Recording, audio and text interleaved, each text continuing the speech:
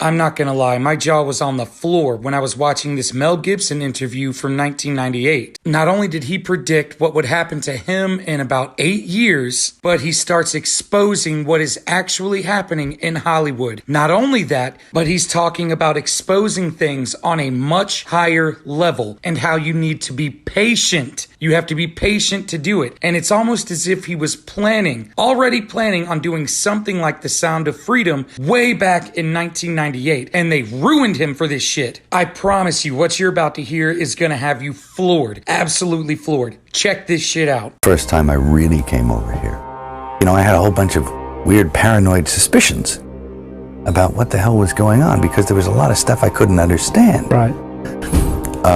And nobody was really bothering to explain it to me. They don't. And I formed a bunch of opinions about the town and about the people in it that were like, surely that couldn't be. The whole place can't be like, Weird Town, where the stranger wanders in and all the people are in the bar and they all shut up when he looks at them. And they tell you don't go into the house on the hill. And it's like that. And then you go away and you think, no, I was wrong. I mean, that's insane thinking. I'm paranoid. I imagined that stuff.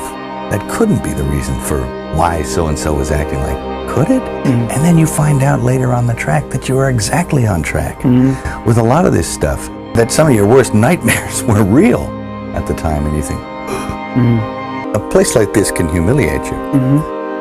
And it can humiliate you, it can be humbling. I mean, it does rip your life to pieces if you'll let it. Yeah. And it's always pounding at the walls. It's like these little guys, these little heathens with no soul downstairs with horns on their head. You can't get mad. You can't let it get you, because you have to make a deal with everyone else, and it's almost unspoken that you are going to be fucked over at some point by people who you may have done something nice for. And it may happen that by circumstance, or even very purposefully, and I've often felt it. I've sat there and I have felt the knife slipped firmly in between my shoulder blades and tried to have it shoved through the other side through my heart. No, he came to see me on a rooftop in New York. I said, hey, can I talk to you? And he said, sure. He floated in, sideways, through a crowd of people. He was wearing black. And it was like one of those old vampire movies where they don't walk, but they glide. The air had turned cold. And then he left, and I wanted to leave. And because I knew that I didn't want to work with him. Yeah.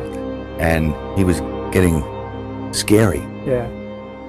And then I turned around, and it was on top of the Peninsula Hotel.